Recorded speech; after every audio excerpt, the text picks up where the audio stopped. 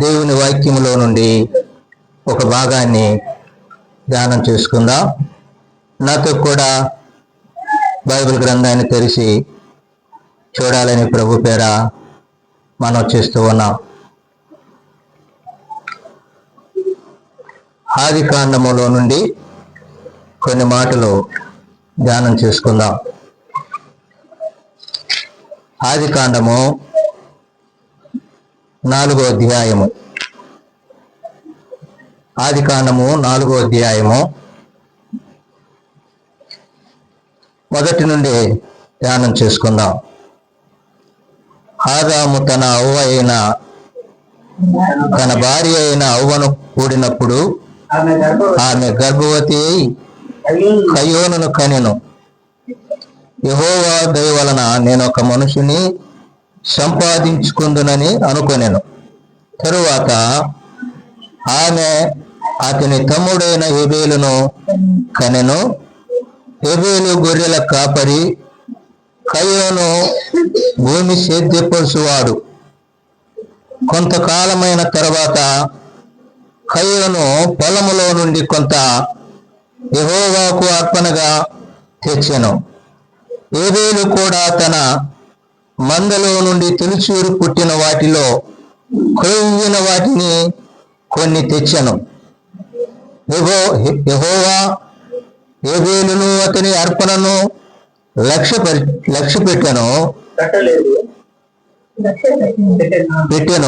కయోనును అతని అర్పణను ఆయన లక్ష్య పెట్టలేదు. చిన్న ప్రార్థన చేసుకొని ఈ లేఖన భాగంలో కొనసాగదాం. ప్రేమ గల తండ్రి, దయగల దేవా, నీకు స్తోత్రములు వందనములు చెల్లిస్తూ ఉన్నాం. నమ్మకమైన రాజా, సజీవుడా, జీవాధిపతి, స్తోత్రములు చెల్లిస్తూ ఉన్నాం. నాయన, నీ లేఖనాన్ని బయలుపరిచావు.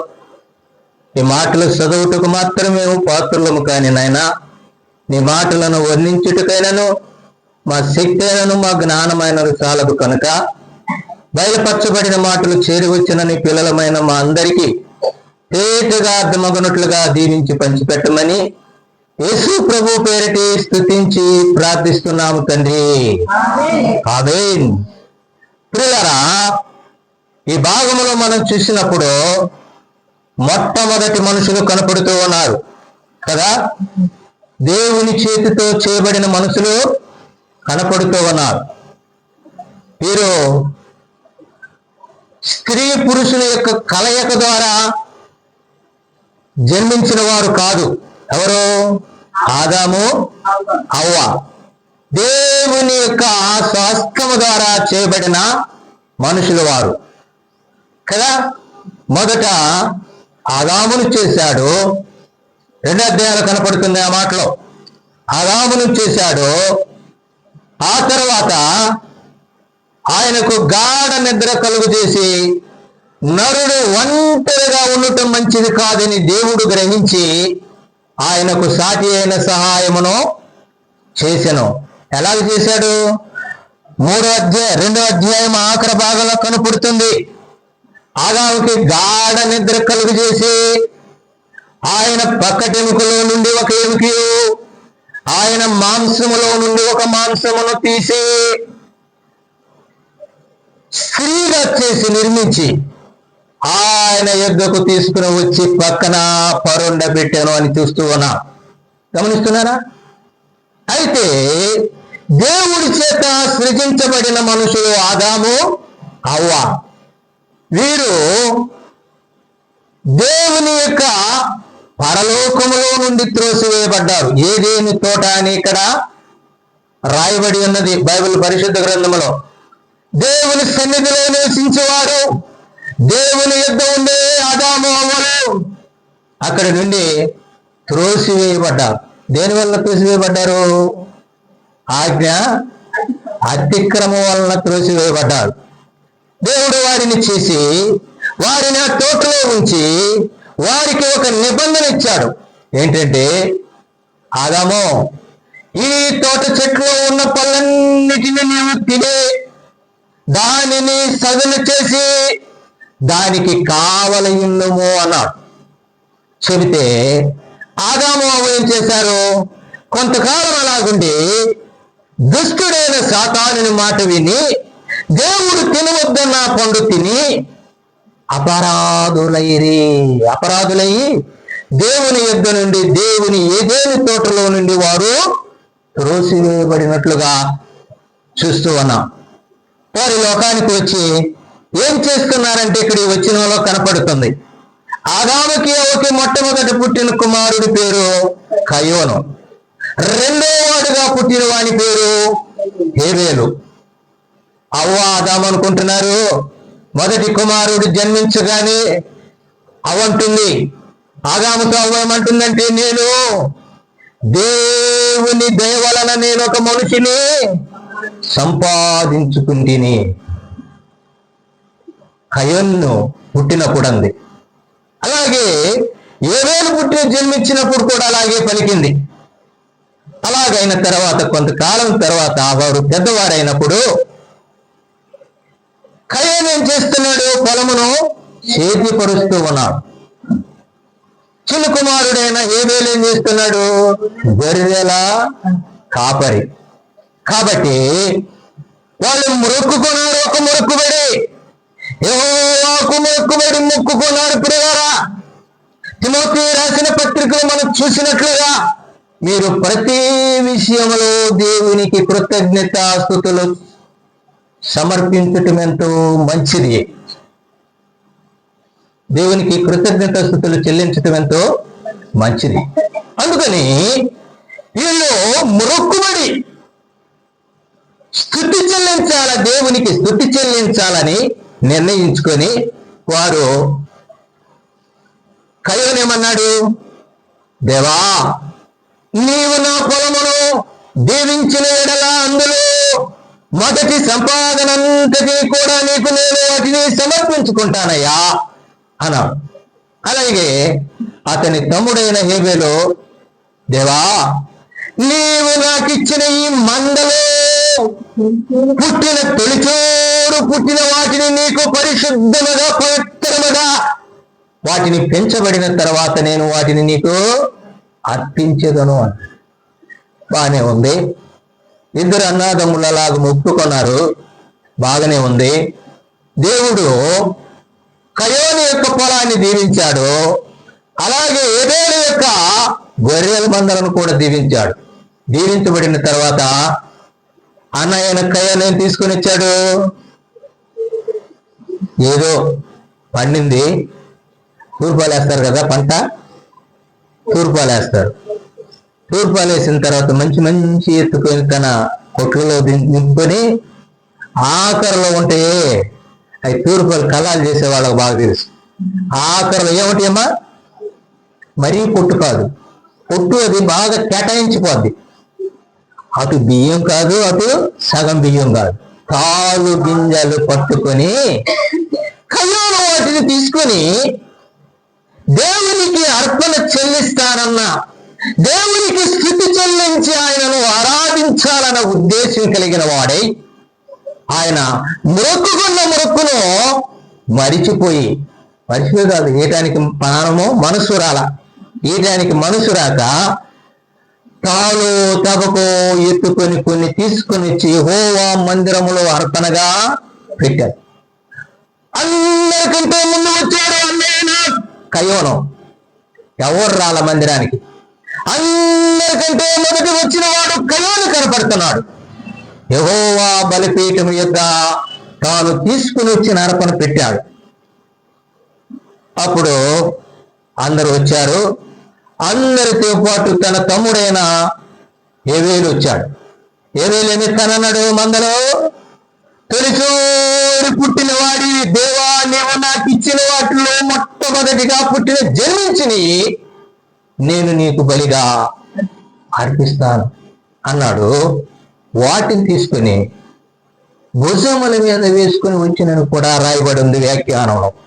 తీసుకుని వచ్చి దేవునికి పెట్టగానే, బలిపీఠం పక్కన పెట్టగానే మొదటి తెచ్చిన అర్పణ యెహోవా ఆలకించలా. ఇక్కడ లేఖన భాగంలో చూస్తూ ఉన్నా 3-4 వచనాల్లో కనపడుతూ ఉన్నాయి ఆ మాటలు కదా. మొట్టమొదటి తీసుకొని వచ్చిన కయోని యొక్క అర్పణ ధాన్యమును దేవుడు అర్పణను ఆలకించలేదు. కానీ ఆఖరిగా వచ్చిన వాడు, అతని కంటే చిన్నవాడు, ఆలస్యముగా వచ్చిన వాడు ఏబేలు యొక్క అర్పణను అర్పించగా లక్ష్య పెట్టాను అని రాయబడి. చదువుతున్నారు మీరు ఆ పాఠను? కిందకి చక్కగా చదవాలమ్మా. ఆ మాటలు చక్కగా చదవాలి. 2వ వచనం, తరువాత ఆమె అతని తమ్ముడగు ఏబేలును కని, ఏబేలు గొర్రెల కాపరి, కయోను భూమిని చేతిపరుచువాడు. కొంతకాలమైన తర్వాత యెహోవాకు అర్పణ తెచ్చి, ఏబేలు కూడా తన మందలో నుండి తొలిచూరు పుట్టిన వాటిని, కొవ్విన వాటిని కొన్ని తెచ్చాను. యెహోవా ఏబేలును అర్పణను, ఏబేలు యొక్క అర్పణను లక్ష్య పెట్టెను. కయోని యొక్క అర్పణ మాత్రం లక్ష్య పెట్టల, అక్కడే ఉంది. అప్పుడు అయిపోయింది. జనమందరూ తిరిగి వెళుతూ ఉన్నారు. వెళుతున్న తర్వాత ఏం జరిగిందంటే కయోని అర్పణ అక్కడే ఉంది. ఏబేలు అర్పణ వృద్ధి చేయబడ్డాడు దేవుడు. దానిని ఏమని రాయబడిందంటే పరిశుద్ధ గ్రంథంలో దేవునికి ఇష్టమైన సువాసనైన అర్పణ అని రాయబడింది. సంఖ్యాకాండం, నిర్గమకాండం కాండాల్లో రాయబడింది. అది యెహోవాకు ఇష్టమైన సువాసన గల అర్పణ, బలి దేవునికి స్వచ్ఛమైనది, ఇష్టమైనది, ఇంపైనది. ఎవరికి? యెహోవాకు ఇంపైనది. మరి కయోను అర్పించాడా? అర్పించాడు. అక్కడే ఉంది. అందరు వెళ్ళిపోయారు. ఇప్పుడు కయోను కోపం వచ్చేసింది. కోపం వచ్చి ఏం చేస్తున్నాడు? మిక్కిలి కోపము వచ్చి 5వ వచనం కదయా, తన ముఖము చిన్నబుచ్చుకొనగా యెహోవా కయోనుతో, నీకు కోపమేలా? ముఖం చిన్నబుచ్చుకున్నది కయోను, నీకు కోపమేలా? కోపమేలా? ఎందుకయ్యా కోపం నీకు?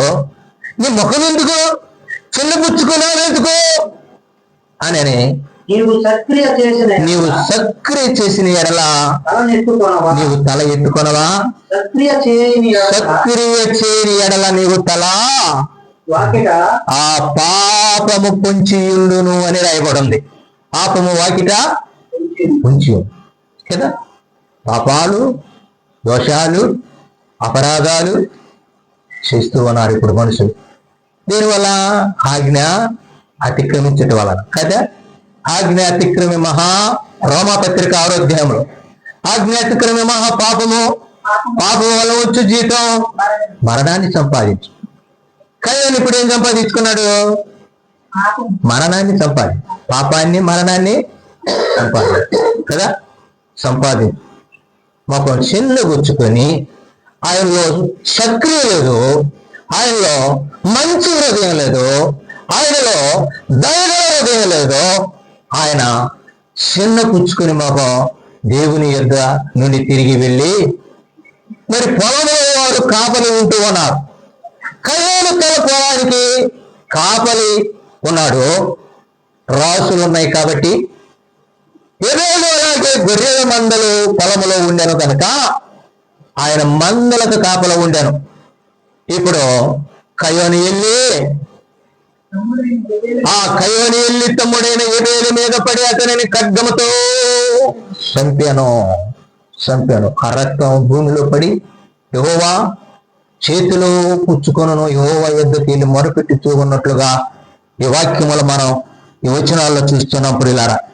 ఈ వచనాల్లో మనకు కనపడుతున్న 8-9 వచనాల్లో కనపడుతుంది ప్రియులారా. ఆ మాటలు చూస్తారా? 9వ వచనాన్ని, 8వ వచనం, కయోను తన తమ్ముడైన ఏబేలుతో మాట్లాడాను. వారు పొలములో ఉన్నప్పుడు కయోను తన తమ్ముడైన ఏబేలు మీద పడి అతనిని చంపాను. యెహోవా నీ తమ్ముడైన ఏబేలు ఎక్కడనున్నాడని కయోను అడగ్గా అతడేమంటున్నాడంటే నేను బొంకుతూ ఉన్నాడు. దీన్ని బొంకటం అని రాయబడి ఉంది. నా తమ్మునికి నేను కావలివాడనా అంటే లోకంలో చిన్న పెద్దలకి చిన్నవారు గౌరవిస్తారు, దేవునికే గౌరవించక కనపడట్లే ఇక్కడ కదా. సక్రియ ఉందా లేదా? సక్రియ ఉంటే తల ఎత్తుకుని ఉంటారంట. సక్రియ లేకపోతే నీ ఇంటి వాకిట పాపము పొంచి ఉండును అనే మాట ఈ 5-6 వచనాల్లో కనపడుతూ ఉంది. పాపం పొంచి ఉంటుందంట. వెళ్ళాడు బహు రౌద్రుడే వెళ్ళిపోయి కయ్యోను తమ్ముడైన ఎబేలి మీద కొండ పడి చంపాను. మొట్టమొదటి హత్య ఇదే, చంపేశాడు. ఒక తండ్రికి పుట్టినవా చంపేశాడు. సక్రియలు దేవునికి ఇష్టమైన క్రియలు, దేవునికి స్తుతించే విధానం, దేవుని ఆరాధించే విధానం లేదు ప్రియుల. పాపం ద్వారా మరణాన్ని సంపాదించుకుంటూ ఉన్నాం. ఎఫెసీయులకు రాసిన పత్రికలో ఉంది ఆ మాట. దేవునికి స్తుతి చెల్లించాల్సిన మనము ఏం చేస్తున్నారంట? శాపాన్ని కొని తెచ్చుకుంటున్నామని దేవుని వాక్యం సెలవిస్తూ ఉంది కదా. మేలు చేయాలా, సక్రియ చేయాలా, దేవునికి ఇంపైన సువాసన గలది చేయాలా, అది విడిచిపెట్టి మనం ఏం చేస్తున్నాం? దేవునికి అలాంటిది చెల్లించకుండా శాపాన్ని మనము కొని తెచ్చుకుంటున్నాం. అలాగ ఉండటం మంచిదే కాదు. మనం దేవునికి ఏం చేయాలంటే దేవుడు మనకు చేసిన దాన్ని బట్టి వాళ్ళిద్దరూ అనుకున్నది దేవుడు నెరవేర్చాడా లేదా? నెరవేర్చాడు. కాబట్టి మనం ఏమనుకోవాలా? 150 కీర్తన చూస్తారా? లేకుంటే కీర్తన గ్రంథంలోనే 116 కీర్తన 12 వచ్చాం. 116 కీర్తన 12 వచ్చాం. సరే, మొదటిగా 150 కీర్తన చూద్దాం. చూడండి, 150 కీర్తన మొదటి వచ్చాను. కీర్తన గ్రంథం ఆఖరి అధ్యాయం. యెహోవాను స్తుతించుడి, ఆయన పరిశుద్ధాలయమందు దేవుని ఏం చేయాలా? ప్రభువా, ఈ నా గొర్రెల మందలను అభివృద్ధి చేయ తండ్రి. ప్రభువా, నీవు నాకు ఇచ్చిన ఈ భూమి పంటను అభివృద్ధి చేయ ప్రభువా. దేవా, నీవు నాకు నా బిడ్డను చదువులు దీవించు ప్రభువా. ప్రభువా, నా భర్తకు మారు మనసు బాప్తిస్మం అనుగ్రహించయ్యా. నీ సన్నిధిని తెలియచేయ, నీవే దేవుడన్న సత్యాన్ని కనుపొచ్చయ్యా కదా. ఇలాగ చెప్పి దేవునికి మనం ఏం చేయాలా? 150 కీర్తనలో మొదటి వచనంలో అంటున్నాడు ఏంటంటయ్యా? యెహోవాను స్తుతించుడి, ఆయన పరిశుద్ధాలయమునకు దేవుని స్తుతించుడి. ఆలయములో దేవుని పరిశుద్ధమైన, ఎలాంటి ఆలయం? పరిశుద్ధమైన ఆలయం అంట దేవుని ఆలయం కదా. ఆలయం పరిశుద్ధమైంది. యేసు ప్రభు ఒక సందర్భంలో ఆయన మానవ రూపిగా మనుషుడిగా సంచరిస్తున్న దినాల్లో యెరూషలేముకి వెళ్ళినప్పుడు, యెరూషలేము దేవుని మందిరం ఎలాగుందంటే దొంగల గృహగా చేశారు. దొంగల గృహ, వ్యాపార కుటీలుగా చేశారు. గొర్రెలు అందులో ఉన్నాయంట, పౌరాలు అందులో ఉన్నాయంట, రోకల బల్లలు ఉన్నాయంట, కొరడాలు అమ్ముతున్నారంట, బర్రెలు కట్టించుకునే పొలుపుతాళ్ళు అమ్ముతున్నారంట. ఇవన్నీ రాయబడి ఉన్నాయండి. మరొక సందర్భాన్ని చూస్తాం. ఆలయం ఎవరిదంటే ఇది?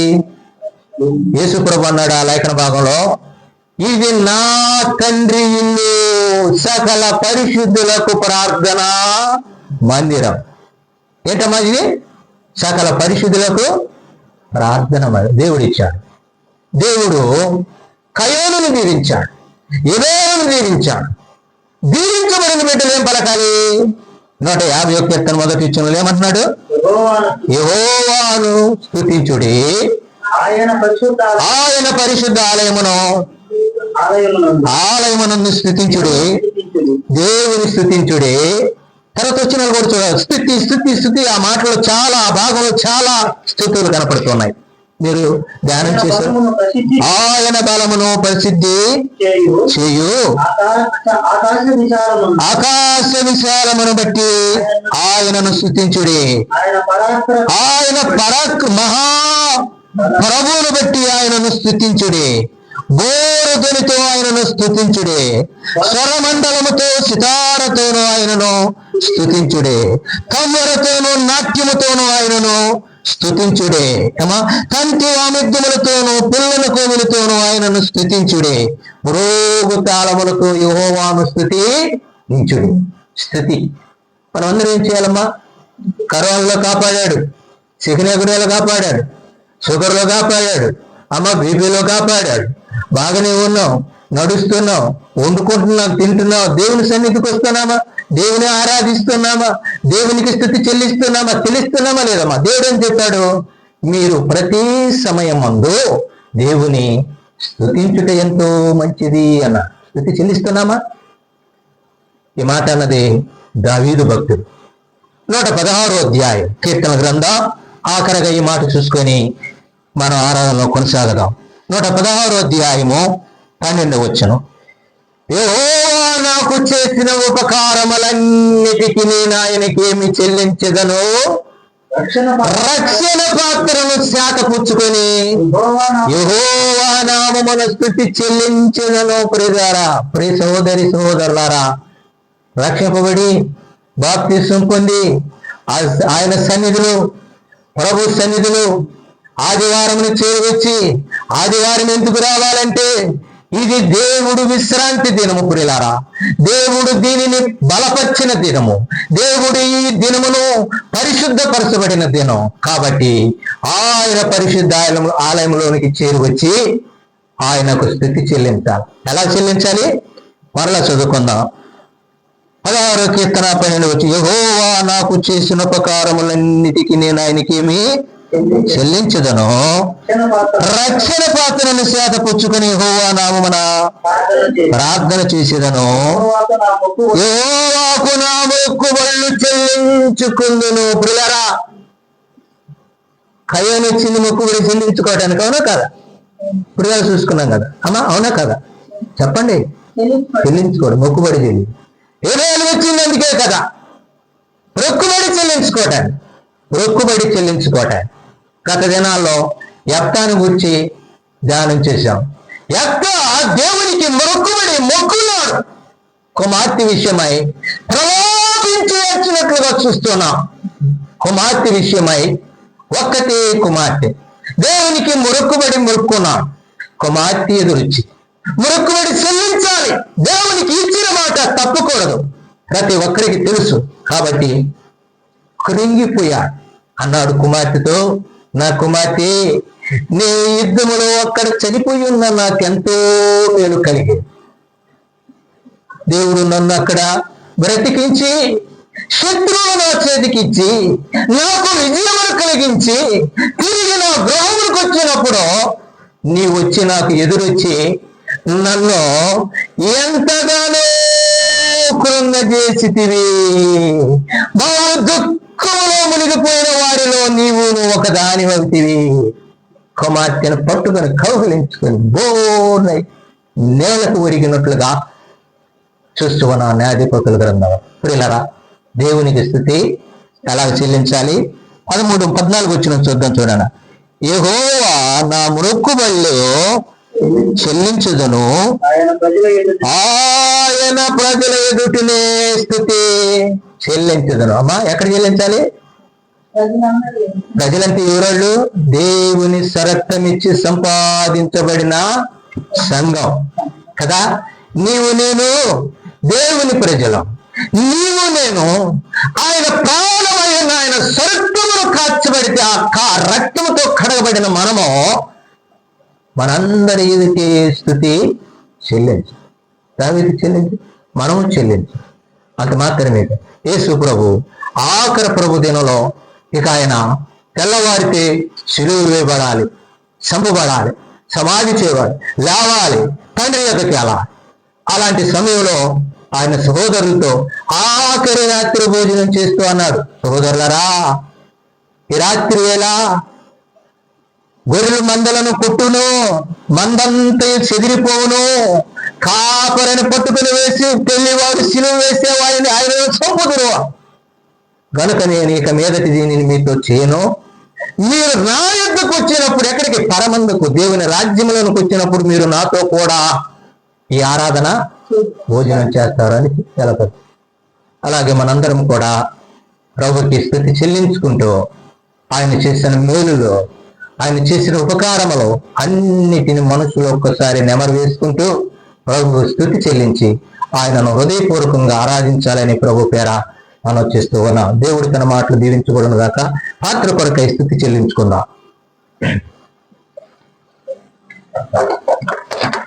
ప్రేమ నమ్మకమైన పరలోకపు తండ్రి, పరిశుద్ధుడా, స్తోత్రములు చెల్లిస్తున్నాం ప్రభువా.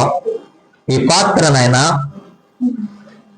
నీ శరీరం నయనాల నాడు నువ్వు శిష్యులకు ఇచ్చి ఉన్నావు. నేను మీకు అప్పగించిన దానిని మీరు ప్రభు వలన చేయుడి, నేను తిరిగి వచ్చే వరకు మీరు దీనిని చేసు నన్ను జ్ఞాపకం తెచ్చుకుని సెలవిచ్చావు ప్రభువా. పాత్రను దీవించండి నాయనా. మనుషుడు చేసిన రొట్టెను కాక నీ శరీరమని యోచించుకుని మమ్మల్ని మేము పరీక్షించుకుని ప్రతి వారం ఇందులో చేయవేటి కృప తెచ్చుకోమని యేసు ప్రభు పేరటే స్తుతించి ప్రార్థిస్తున్నాం తండ్రి. ఆమేన్.